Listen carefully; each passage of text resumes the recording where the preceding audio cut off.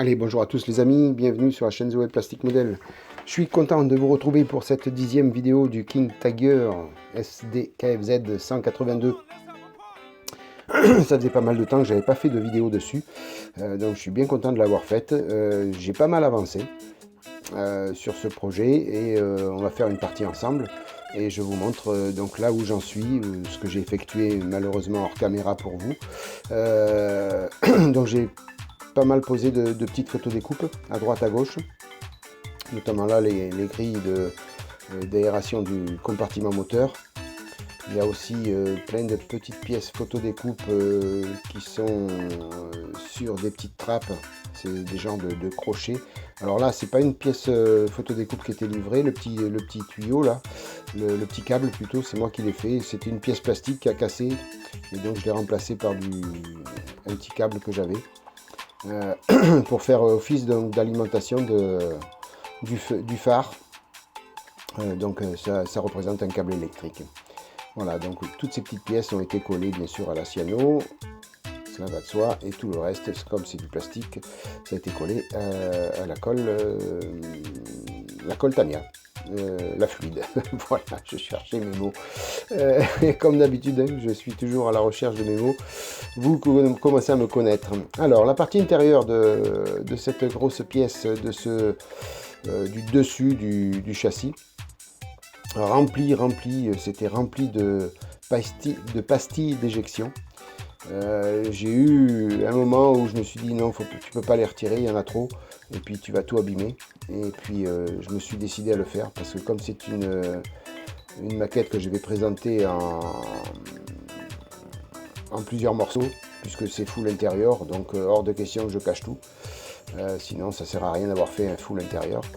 Donc j'ai bouché et poncé toutes les lignes, toutes les pastilles d'éjection afin de pouvoir laisser ouvert ce compartiment, le cas échéant en présentation dans la vitrine, tout simplement. Voilà, donc on va s'attaquer donc au reste des pièces. Alors celle-ci aussi, comme pièce, tout ce que vous voyez en blanc, c'est pastilles d'éjection. Au niveau des obus, enfin des munitions, on s'était quitté, je ne me rappelle plus la dernière vidéo, si j'avais passé ça à l'aérographe ou pas. Enfin bref, ça a été fait. Donc avec la couleur brasse de chez AK Interactive. Toutes les petites photos découpes ont été posées aussi sur le dos des douilles. Alors ça commence à bien habiller la partie châssis. Quand on les présente, je vais vous montrer ça. Ça commence à être sympa. Alors les toutes premières que j'avais faites au pinceau, je les ai repassées aux brasses de chez AK Interactive parce que ça ne me plaisait pas. Donc j'ai voulu qu'elles soient toutes de la même couleur. Et c'est vrai que ça fait quand même beaucoup mieux que ce que j'avais fait au pinceau. Après j'ai attaqué d'autres, pas celle-ci, ça c'est des petites pièces que je vais peindre en blanc tout à l'heure, mais d'autres munitions. Donc celles-ci elles ont été faites en aluminium. Donc j'ai choisi le dark aluminium. Et puis c'est des pièces où le bout des obus va être lui en verre. Donc on va faire tout ça ensemble. Par contre donc j'avais commencé à faire tout ça au pinceau et j'ai trouvé une technique. Alors certainement que vous la connaissez. Moi je l'ai découverte parce que j'ai cherché à tout prix à faire ça à l'aérographe. Je ne voulais pas faire ça au pinceau. Hormis le bout des munitions qui peut être fait au pinceau, mais tout le reste je voulais le faire à l'aérographe. Donc voilà, je vais vous montrer comment je pratique pour pouvoir masquer tout ça. Donc en premier je fais la munition en elle-même à l'aérographe. Je vais après masquer tout ce qui est munitions pour venir peindre en blanc les supports. Donc où la munition repose, tout simplement, pour peindre ça en blanc, comme le demande la notice, hein, bien sûr. Je me calque à la notice au niveau des couleurs. Hein. Et je viens donc protéger avec une bande cache. Alors vous voyez comment je procède. Je prends de la bande cache donc de 6 mm de Tamiya. Je la colle vraiment contre la pièce blanche, enfin la pièce à peindre en blanc. Et puis après, ben, je fais épouser la bande cache tous les obus. Voilà, tout simplement. Et si on diffuse pas trop fort au niveau de l'aérographe, la peinture ne traverse pas dans les petits recoins où ça colle pas bien sur la munition, ça se voit pas, ça pénètre pas. Mais quand bien même, après, il y a beaucoup de parties qui sont cachées. Donc on verra vraiment que l'extérieur après de ces pièces-là. Donc c'est pas problématique si ça bave un petit peu à l'intérieur. La plupart du temps, on ne le voit pas. Mais ça me permet de faire ça à l'aérographe et pas au pinceau. Je trouve ça quand même beaucoup plus joli. Encore une fois, vous allez voir plus loin, je vais faire au pinceau que juste la pointe de l'obus. Mais ça, c'est pas méchant. On peut se le permettre. Et les grandes surfaces comme ça, il faut être un expert du pinceau pour arriver à faire super lisse. Et c'est pas mon cas. Donc je préfère faire ça à l'aérographe. Beaucoup plus pratique pour moi. Voilà, donc on fait ça de part et d'autre, enfin de partout où il y a besoin.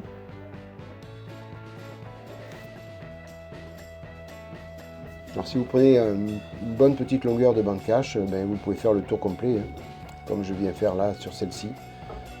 Tout à l'heure, j'ai pas pris une bonne longueur, donc j'ai été obligé de rajouter un petit peu. Mais bon, ça c'est pas méchant.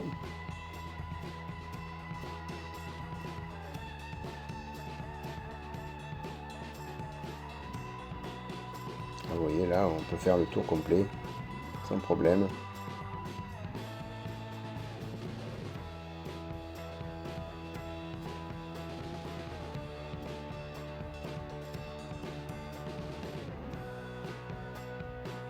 Voilà, après il n'y a plus que le centre à venir masquer encore une fois. Mais là après, on n'est pas obligé d'avoir une grande précision. Vous voyez, je prends une bande cache, là je vais beaucoup plus vite. Et après tout est masqué. Alors après pour le reste, donc je vais vous montrer ce que je fais, ce que j'ai préparé. Et en même temps, on va tester ensemble la plaque de chez AK, la plaque de découpage. Donc vous allez voir comme c'est pratique. Et franchement, je me régale à travailler avec cette planche-là. C'est vraiment hyper pratique. On peut faire toutes les largeurs de bande cache que l'on veut. Voilà, c'est la Easy Cutting. Alors il existe celle-ci plus l'autre où on peut faire des cercles, tout ça. Alors moi j'utilise avec mon manche de scalpel une lame de scalpel ou vous pouvez prendre un cutter, un tant soit peu que la lame soit neuve et que ça coupe comme du rasoir pour que ça puisse ne pas accrocher.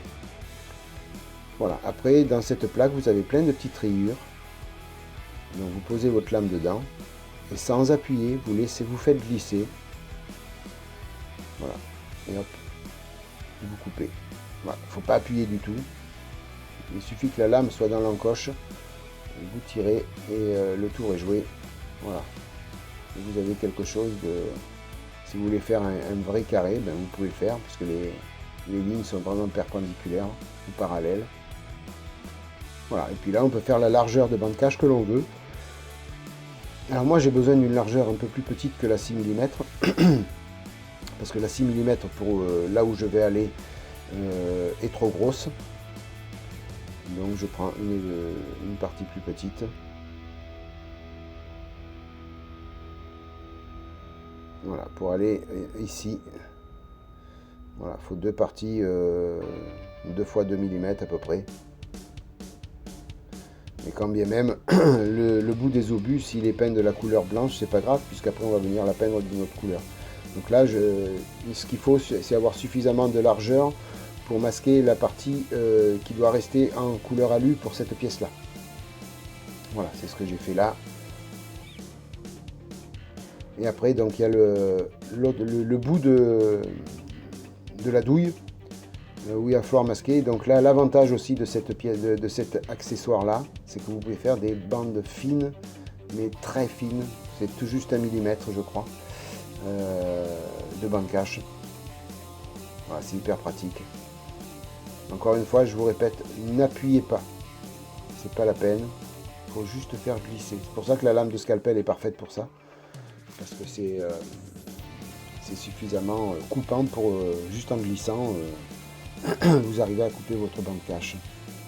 Vous voyez, vous faites plein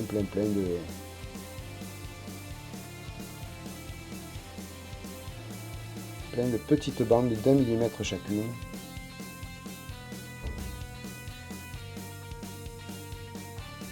Voilà. Comme quoi c'est vraiment hyper pratique. Vraiment un outillage parfait pour faire ce qu'on a à faire au niveau des masquages. Vraiment on peut faire à la demande.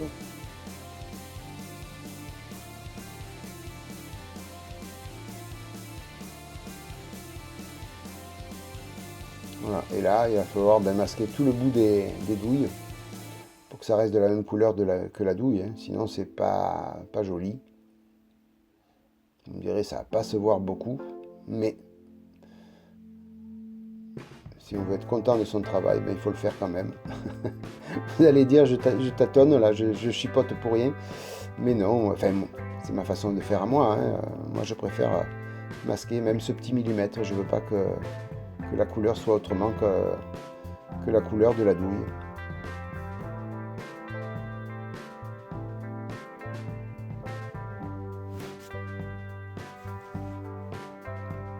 Voilà, vous voyez ce que ça donne. On peut vraiment masquer à la demande avec cet outillage AK, là, c'est le top.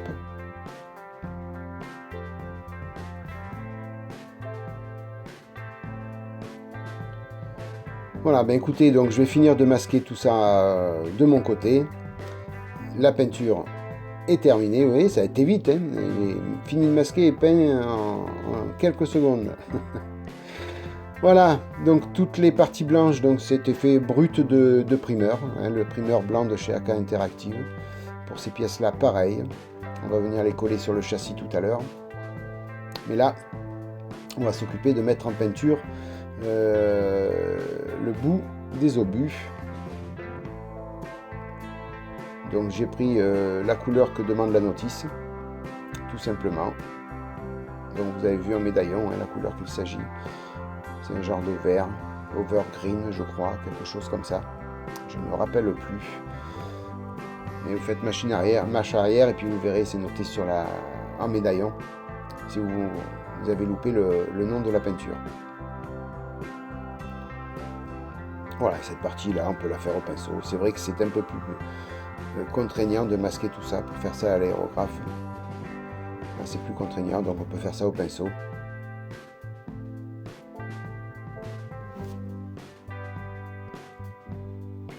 Il est clair que si on fait ça au pinceau, il faut 2 couches.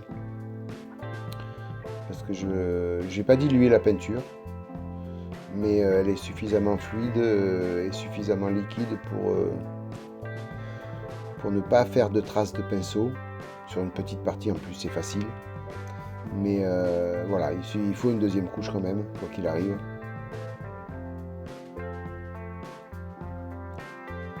Voilà. Après la pointe complète de la pointe de l'obus et puis la partie entre la munition, si on peut appeler ça l'obus et puis la douille, va être peinte en argent. C'est une couleur. Sur la notice, il n'est pas spécifié la couleur exacte. Moi, pour vraiment différencier la couleur, j'ai mis ça en argent. Ça se voit pas beaucoup en rapport au dark aluminium. Mais bon, c'est pas méchant, j'ai fait exprès 2 couleurs différentes. Alors c'est peut-être pas les couleurs d'origine. Même la dark aluminium, c'est peut-être pas sûr que des douilles existent en dark aluminium. Il fallait que ce soit en métal poliché normalement, mais je n'avais pas la couleur métal poliché. Donc j'ai fait ça avec ce que j'avais, donc le dark aluminium.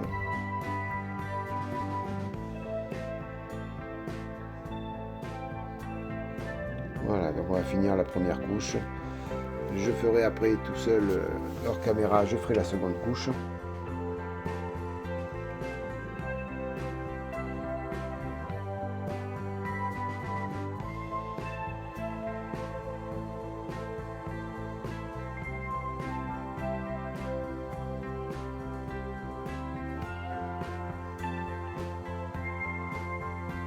Voilà, vous voyez ce que ça donne. Donc on voit vraiment qu'il faut faire une 2e couche.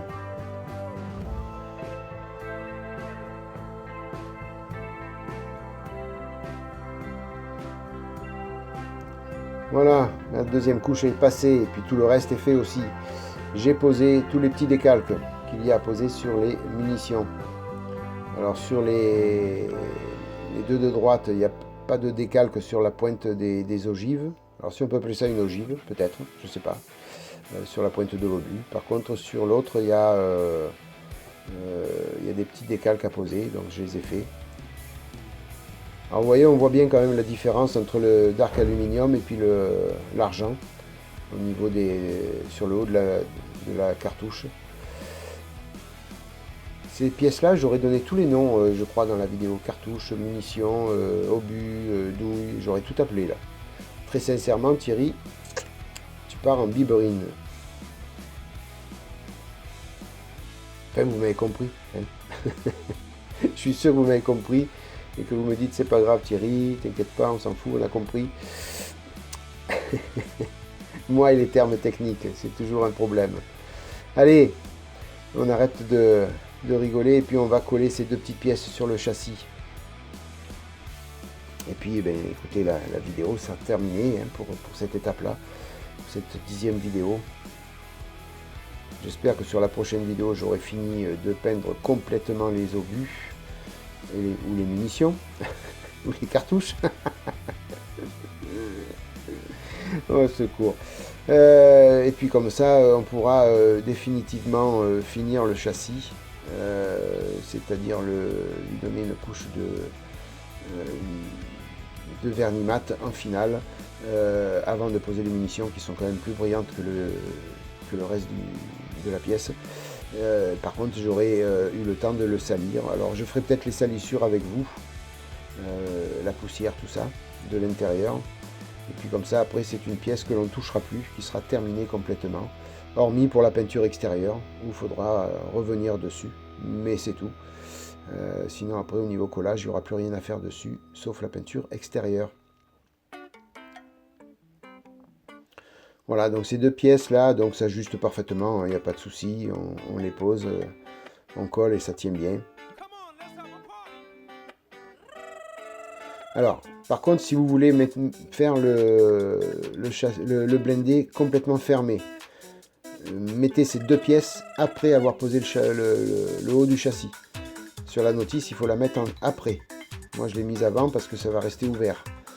Voilà, donc ces deux pièces, il faut les mettre après avoir mis le haut du châssis. C'est bien noté sur la notice. Faites bien attention à ça, sinon après vous aurez du mal à mettre le haut du châssis dessus. Alors bien sûr, quand on manipule, eh bien, on décolle un petit peu les pièces. C'est chose faite. Heureusement qu'il y a la colle extra fluide qui sèche rapidement et qui nous permet de recoller tout ça. Et puis voilà les amis. Donc je regarde si j'ai rien oublié pour cette étape-là. Voilà, je regarde surtout pour vous présenter le travail terminé là où les munitions se mettent.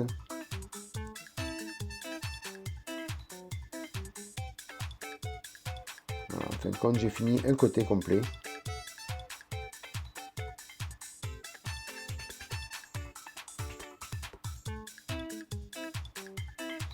Alors je les ai pas collés encore, hein. Attention, tout simplement parce que avant de les coller, il faut vernir en mat tout le châssis. Mais avant de vernir en mat, il va falloir l'empoussiérer et le salir. Voilà, donc c'est pour ça que je les collerai après. Voilà, il ne manquera plus que les trois de l'autre côté et puis comme je vous ai dit précédemment, ça sera terminé pour ce châssis qui est fortement, qui est très joli. Qui est fortement joli. Ouais, ça peut se dire aussi, fortement joli. Pourquoi pas. Allez, Thierry, arrête de dire des bêtises et puis libère un peu tout ce monde. Écoutez, j'espère que cette vidéo vous a plu. Hein. Ça faisait longtemps que j'en avais pas fait sur ce SDKFZ 182, c'est chose faite, je suis content. Donc n'hésitez pas à liker si vous avez aimé, n'hésitez pas à passer sur la petite page Tipeee si vous avez envie de faire un petit don pour la chaîne. Et puis sinon, n'hésitez pas à vous abonner si vous ne l'avez pas déjà fait et à cliquer sur la petite cloche pour avoir toutes les notifications de toutes les vidéos que je poste sur YouTube. Voilà les amis, merci beaucoup, merci 1000 fois aux tipeurs, merci 1000 fois aux abonnés. Merci mille fois à tous. Vous êtes formidables. Passez une bonne matinée, une bonne soirée, une bonne journée. Et puis je vous dis à bientôt pour la suite de ce blindé. Bye bye, à plus. Ciao.